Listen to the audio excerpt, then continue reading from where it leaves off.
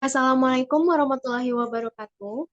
Pada kesempatan kali ini, saya beserta rekan saya akan menjelaskan mengenai pajak bumi dan bangunan, perdesaan dan perkotaan pada wilayah Kota Pariaman, dan merujuk pada Peraturan Daerah Kota Pariaman Nomor 6 Tahun 2013. Tugas video ini bermaksud untuk melengkapi tugas kelompok mengenai PBB P2 yang ada pada minggu ke-13. Pada kelompok ini terdiri dari 4 orang anggota, yaitu saya, Reskiana Diva Putri, dengan NIM 210431118, beserta 3 rekan saya, yaitu Mutiara Muhlis, dengan NIM 210431105, Putri Fatihatur Aufa, dengan NIM 21043010151, dan Salimah Harani dengan NIM 210431123. Baiklah, pengertian mengenai PBB dan objek pajak PBB akan dijelaskan oleh Mutiara Muhlis. Kepada Mutiara Muhlis, dipersilakan. Oke, baiklah. Selanjutnya, pajak bumi dan bangunan pedesaan dan perkotaan. Pajak bumi dan bangunan pedesaan dan perkotaan adalah pajak bumi dan bangunan yang dimiliki, dikuasai, dan atau dimanfaatkan oleh orang pribadi atau badan, kecuali kawasan yang digunakan untuk kegiatan usaha perkebunan, perhutanan, dan pertambangan. Selanjutnya, objek pajak. Pasal 3. Yang pertama, objek pajak bumi dan bangunan pedesaan dan perkotaan adalah bumi dan atau bangunan yang dimiliki, dikuasai, dan dimanfaatkan oleh orang pribadi atau badan, kecuali kawasan yang digunakan untuk kegiatan usaha perkebunan, perhutanan, dan pertambangan. Yang kedua, termasuk dalam pengertian bangunan adalah yang A, jalan lingkungan yang terletak dalam satu kompleks bangunan seperti hotel, pabrik, dan emplasemennya yang merupakan satu kesatuan dengan bangunan tersebut. Yang B, jalan tol. Yang C, kolam renang. Selanjutnya yang D, pagar mewah. E, tempat olahraga. F, galangan kapal atau dermaga. G, taman mewah. Dan yang H, menara. Selanjutnya, nomor 3, objek pajak yang tidak dikenakan pajak bumi dan bangunan pedesaan dan perkotaan adalah objek pajak yang pertama digunakan oleh pemerintah, pemerintah daerah, provinsi, dan pemerintah daerah kota untuk menyelenggarakan pemerintah. Kedua, digunakan semata-mata untuk melayani kepentingan umum di bidang ibadah, sosial, kesehatan, pendidikan, dan kebudayaan nasional yang tidak dimaksud untuk memperoleh keuntungan.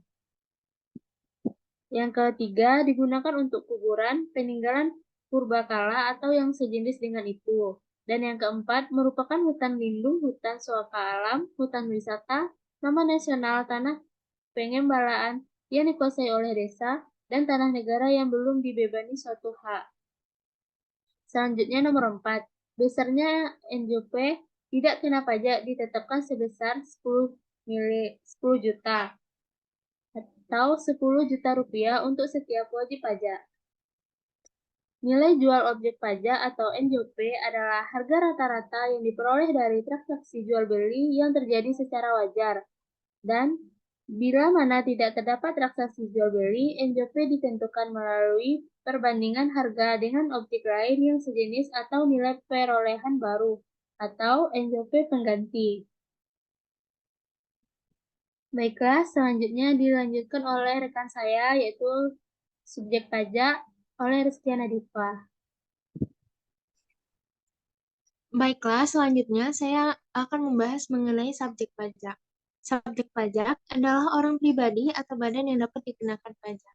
Subjek pajak untuk pajak bumi dan bangunan perdesaan dan perkotaan diatur dalam pasal 4, yaitu ayat 1, subjek pajak bumi dan bangunan perdesaan dan perkotaan adalah orang pribadi atau badan yang secara nyata mempunyai suatu hak atas bumi dan atau memperoleh manfaat atas bumi dan atau memiliki, menguasai, dan atau memperoleh manfaat atas bangunan.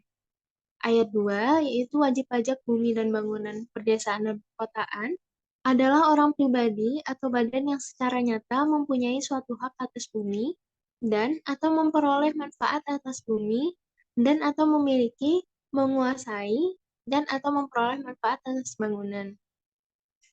Berikutnya adalah materi mengenai dasar pengenaan pajak bumi dan bangunan perdesaan dan perkotaan beserta tarif pajak bumi dan bangunan perdesaan dan perkotaan. Dasar pengenaan pajak atau DPP untuk pajak bumi dan bangunan perdesaan dan perkotaan ini diatur dalam pasal 5, yaitu yang pertama, dasar pengenaan pajak bumi dan bangunan perdesaan dan perkotaan adalah NJOP. Besarnya NJOP, sebagaimana yang dimaksud pada ayat 1, ditetapkan setiap 3 tahun, kecuali untuk objek pajak tertentu dapat ditetapkan setiap tahun sesuai dengan perkembangan wilayah. Yang ketiga, itu besarnya NJOP, sebagaimana yang dimaksud pada ayat 2, ditetapkan oleh wali kota. Untuk tarif pajak bumi dan bangunan perdesaan dan perkotaan ini diatur dalam pasal 6. Tarif pajak bumi dan bangunan perdesaan dan perkotaan yang ditetapkan yaitu sebagai berikut. Yang A, untuk NJOP di atas 10 juta sampai dengan 1 miliar rupiah, ditetapkan sebesar 0,05%, dan B, untuk NJOP di atas 1 miliar rupiah, ditetapkan sebesar 0,1%. Baiklah, materi selanjutnya akan dijelaskan oleh rekan saya, yaitu Salim Maharani. Kepada Salim Maharani, dipersilakan. Baiklah, selanjutnya saya akan membahas tentang cara perhitungan pajak. Cara perhitungan pajak pada pasal 7. Besaran pokok pajak bumi dan bangunan pedesaan dan perkotaan yang terutang dihitung dengan cara mengalihkan tarif pasal 6 dengan dasar pengenaan pasal 5 setelah dikurangi NJOP tidak kena pajak sebagaimana dimaksud dalam pasal 3 ayat 4. Dan selanjutnya, masa pajak pada pasal 9 ayat 1, tahun pajak adalah jangka waktu 1 tahun kalender. Pasal 9 ayat 2, saat yang menentukan pajak yang terutang adalah menurut keadaan objek pada pajak pada tanggal 1 Januari. Dan selanjutnya tata cara pemungutan pajak pasal 12. Ayat 1, pemungutan pajak dilarang diborongkan. Ayat 2, setiap wajib pajak wajib membayar pajak terutang berdasarkan SPPT atau SKPD. Selanjutnya, surat tagihan pajak pada pasal 14. Ayat 1, wali kota dapat menerbitkan STPD jika SPPT atau SKPD tidak atau kurang dibayar setelah jatuh tempo pembayaran. Pada ayat 2, jumlah pajak yang terutang yang tidak atau kurang dibayar dalam STPD ditambah sanksi administrasi berupa bunga 2% setiap bulannya. Baiklah materi selanjutnya yang dibacakan oleh Putri Alfa.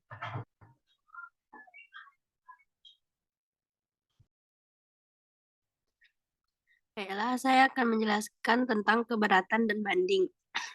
Keberatan pasal 17, wajib pajak dapat mengajukan keberatan kepada wali kota atau pejabat yang ditunjuk atas SPPT. Keberatan diajukan secara tertulis dalam bahasa Indonesia dengan beserta alasannya yang jelas. Keberatan diajukan paling lama dengan jangka waktu 3 bulan sejak tanggal surat. Tanda penerimaan surat keberatan yang diberikan oleh wali kota atau pejabat yang ditunjuk, atau tanda pengiriman surat keberatan melalui surat pos tercatat sebagai tanda bukti penerimaan surat keberatan. Wali kota memberikan putusan banding paling lama 12 bulan sejak tanggal surat keberatan diterima. Terdapat pada pasal 18. Selanjutnya, banding pada pasal 19. Wajib pajak dapat mengajukan permohonan banding hanya kepada pengadilan pajak terhadap keputusan mengenai keberatannya yang ditetapkan oleh wali kota. Permohonan banding diajukan secara tertulis dalam bahasa Indonesia dengan alasan yang jelas dalam jangka waktu 3 bulan sejak keputusan diterima.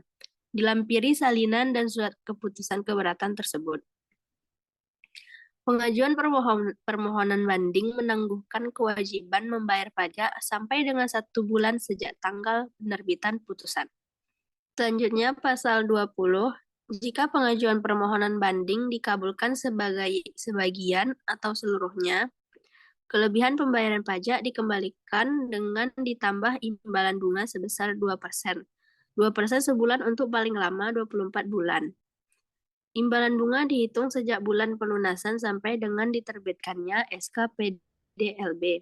Namun, apabila banding ditolak atau dikabulkan, sebagian wajib pajak dikenai sanksi administratif berupa denda sebesar 50% dari jumlah pajak berdasarkan putusan banding, dikurangi dengan pembayaran pajak yang telah dibayar sebelum mengajukan keberatan. Baiklah, mungkin sekian penjelasan dari saya tentang keberatan dan banding. Saya kembalikan ke moderator, Rere. Baiklah, sekian penjelasan mengenai pajak bumi dan bangunan pedesaan dan perkotaan dari wilayah Kota Pariaman yang merujuk pada Peraturan Daerah Kota Pariaman Nomor 6 Tahun 2013. Bila ada salah, mohon dimaafkan. Wassalamualaikum warahmatullahi wabarakatuh. Waalaikumsalam warahmatullahi wabarakatuh.